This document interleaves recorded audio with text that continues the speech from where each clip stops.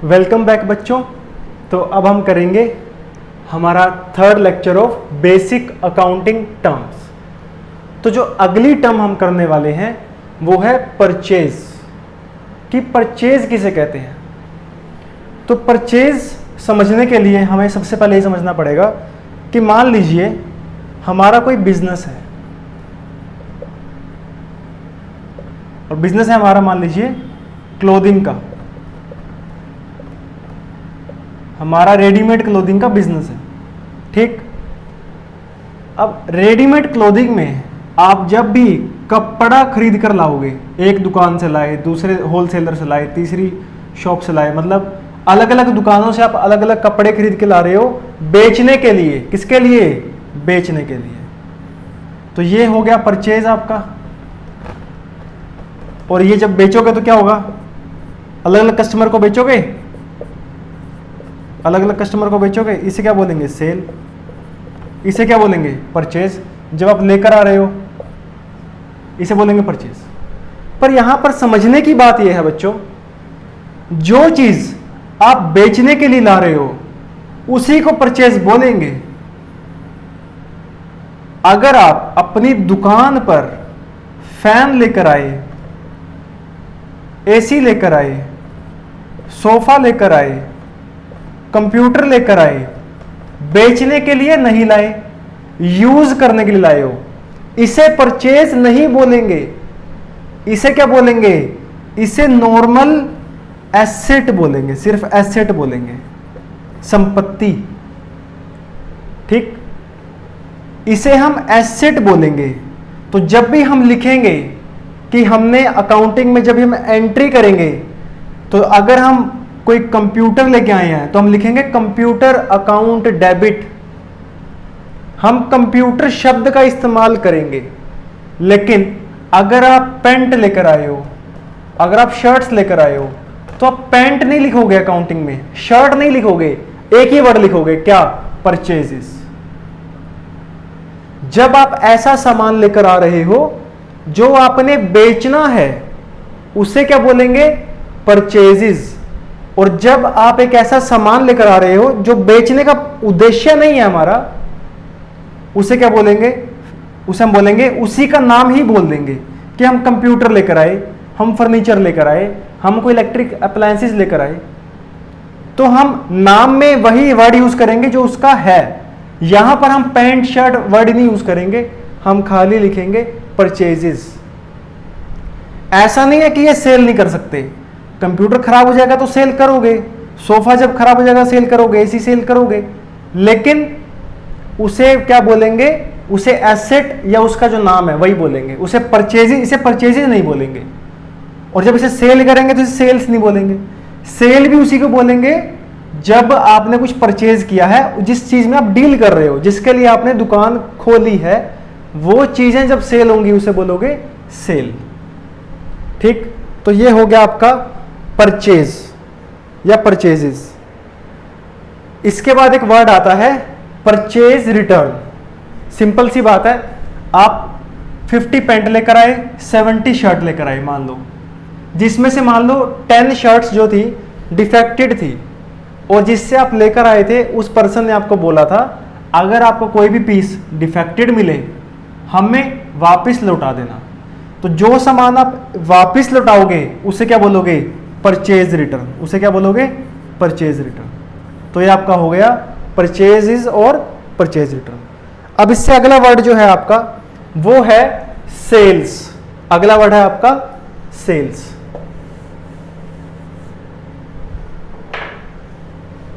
Sales.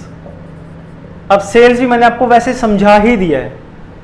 Sales आप तभी बोलोगे जब आप ऐसा सामान बेच रहे हो जिस सामान की आपकी दुकान है, या जिस चीज की आपने कंपनी खोली है, जब वो वाला सामान बिकेगा उसी को सेल्स बोलोगे। जब आप कोई ऐसी एसेट बेचोगे जो आप यूज कर रहे थे बिजनेस में, ठीक है, कंप्यूटर है, कोई बिलिंग मशीन है, कोई काउंटर है, कोई फोन है, कोई कुछ भी, लैपटॉप है, कुछ भी है, ऐसा कुछ सेल करोगे तो उसे सेल नहीं बोलोगे, उसे सेल्स नहीं बोलोगे।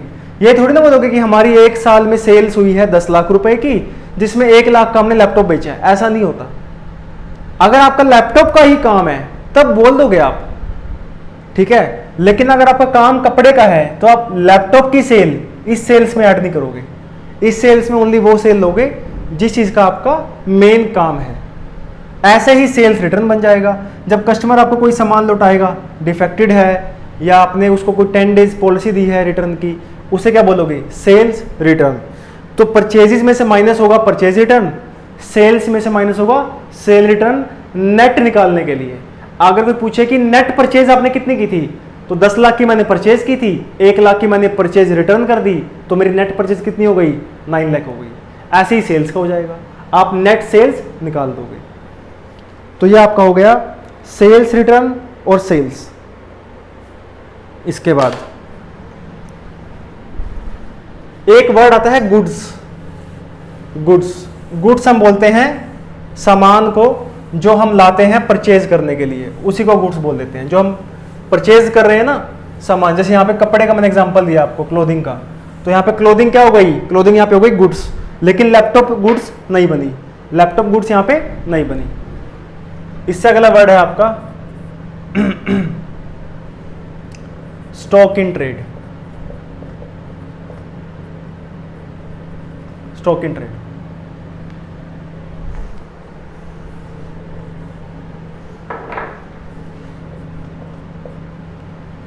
अब स्टॉक इन ट्रेड क्या होता है?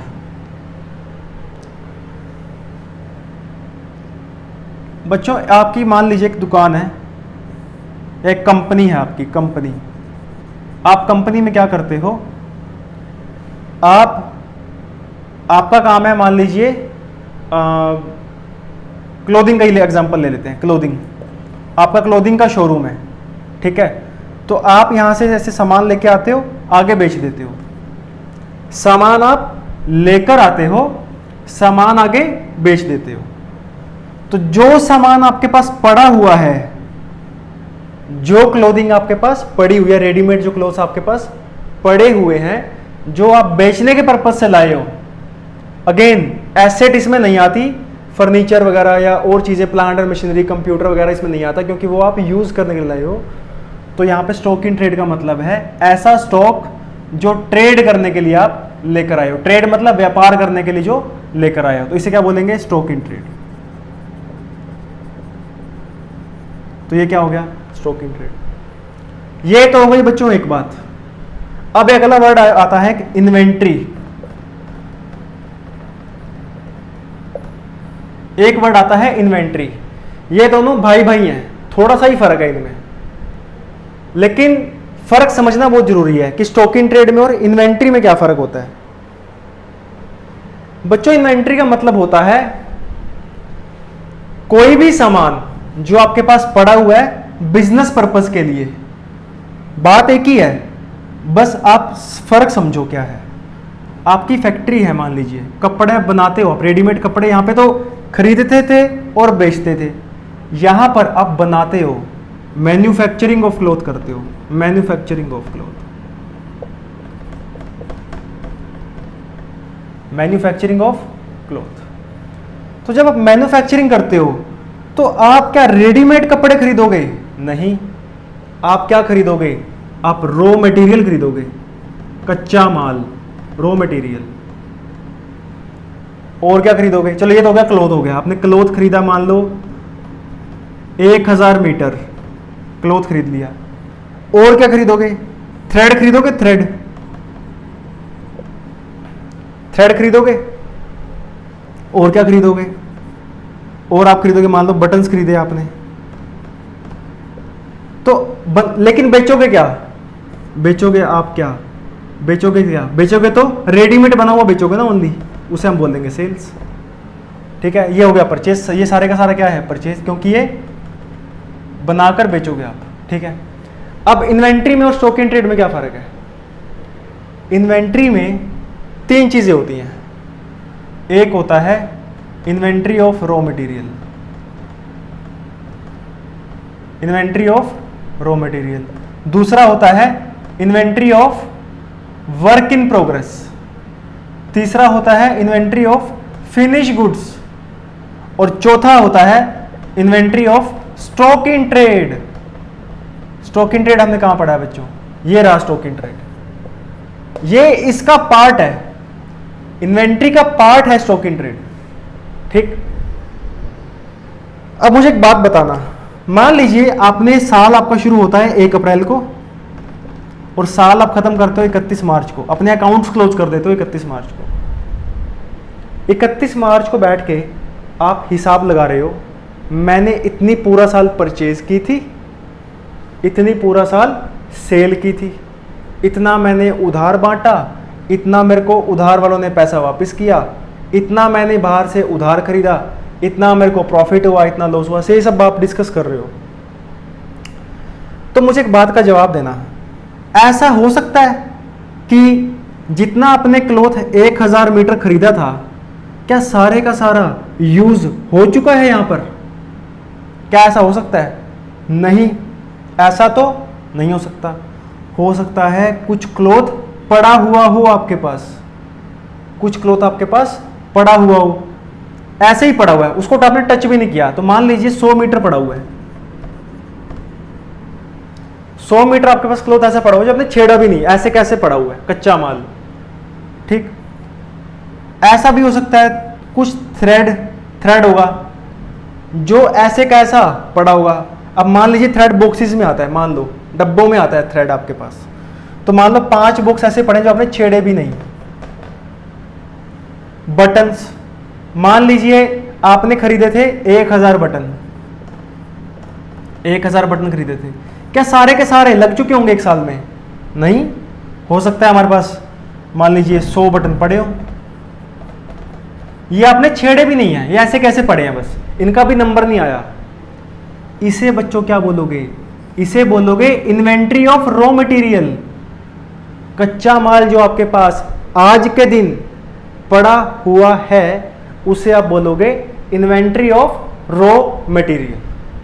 ठीक, तो ये आपका होगा इन्वेंट्री ऑफ रॉ मटेरियल, पहली बात। दूसरी बात, ऐसा हो सकता है कि 31 मार्च को कुछ ऐसे कपड़े आपके पास पड़े हुए हैं जिन पे आधा काम हो चुका है, आधा नहीं हुआ, या 30% हो चुका है, 70% नहीं हुआ, या 10% हो चुका है, 90% नहीं हुआ, या 90% हो चुका है, 10% नहीं हुआ। जैसे कि किसी शर्ट पे बटन्स लगाने रह गए, किसी शर्ट की कटिंग हुई है, स्टिचिंग करनी रह गई, सिलाई करनी रह गई, कटिंग करके रख दिया आपने, कपड़ा काट के रख दिया लेकिन स्टिच नहीं करा अभी, या फिर किसी कपड़े को अच्छे से भी पैक नहीं किया, मतलब उस पर भी प्रेस नहीं किया, पैक नहीं किया, वो अभी प्रोसेस में पड़ा हुआ है 31 मार्च के दिन, 1 अप्रैल से उस पर काम शुरू होगा। तो 31 मार्च की बात कर रहे हैं ना, तो 31 मार्च पे ऐसा कपड़ा पड़ा हुआ है आपके पास जो अभी प्रोसेस में है, जो अभी प्रोसेस में है, उस पर प्रेस नहीं हुई, उस पर बटन्स नहीं लगे, या फिर उस पर अभी स्टिचिंग नहीं हुई, तो आपके पास अभी पड़ा हुआ है ना ये 3 रीजन, और भी रीजन हो सकते हैं। इसे हम बोलते हैं बच्चों inventory of work in progress. इसे हम क्या बोलते हैं? Inventory of work in progress. मतलब ये अभी उस पर काम होगा, तो अभी वो प्रोसेस में है, तो इसकी जो इन्वेंट्री होगी, जो स्टॉक पड़ा होगा जिस पे भी काम होना है, इसे बोलेंगे वर्क इन प्रोग्रेस। अब आते हैं तीसरे पे। 31 मार्च को ऐसी कितनी शर्ट्स हैं जो डब्बे में पैक भी कर दिया आपने, सब कुछ हो गया, स्टिचिंग हो गई, बटन लग गए, प्रेस कर दी, अपने टैग लगा दिया, आपने बॉक्स में पैक करके रख दी है, ऐसी शर्ट्स को क्या बोलेंगे? Inventory of finished goods. Finish goods से यहां पे मतलब है जिनका काम पूरा हो गया, वो फिनिश कर दिया आपने बना के, फिनिश्ड गुड्स, इसे बोलोगे फिनिश गुड्स। चौथा, जरूरी नहीं है कि मैन्युफैक्चरिंग ऑफ क्लॉथ की अगर आपकी फैक्ट्री है तो आप सारा सामान खुद ही बनाओ। ठीक, कैसे? आपकी मान लीजिए मैन्युफैक्चरिंग की एक फैक्ट्री है, क्लॉथ बनाते, रेडीमेड क्लॉथ बनाते हो, और लोग आप पे बहुत ट्रस्ट करते हैं। ठीक, दिवाली सीजन आया, डिमांड आ गई बहुत ज़्यादा, और आपको लगा कि मैं इतनी डिमांड पूरी नहीं कर पाऊंगा, और अगर मैंने ऑर्डर ना दिए तो मैं अपने प्रॉफिट्स खो दूंगा। माल मैं तैयार नहीं कर पा रहा, एक बात, और अगर मैंने ना दिया तैयार करके तो मेरे कस्टमर वापस चले जाएंगे, किसी और पे चले जाएंगे। तो मैं एक काम करता हूँ, किसी और फैक्ट्री से या किसी और दुकानदार से या किसी होलसेलर से कुछ कपड़े मैं अपने उठा लेता हूँ, कुछ कपड़े उठा लेता हूँ और मेरे नाम से मैं आगे बेच दूंगा। मतलब ऐसे जैसे ये कर रहा है सेम, कुछ कपड़े मैंने उठाए जिनको मैं बेच दूंगा। ये काम ये भी कर सकता है, इसे बोलते हैं ट्रेडिंग। सामान लिया आगे बेच दिया। तो अगर ये ट्रेडिंग भी कर रहा है तो इसके पास 31 मार्च को कुछ स्टॉक उस चीज का भी पड़ा होगा। इसे क्या बोलेंगे? इसे बोलेंगे inventory of stock in trade. Inventory of stock in trade. तो यहां पे ज्यादा बड़ा वर्ड कौन सा हुआ? ज्यादा बड़ी टर्म हुई इन्वेंट्री, छोटी टर्म हुई हमारी स्टॉक इन ट्रेड। इसमें डिफरेंस भी आ सकता है, तो इसका डिफरेंस बहुत इंपॉर्टेंट है, तो आप इसे ध्यान रखना।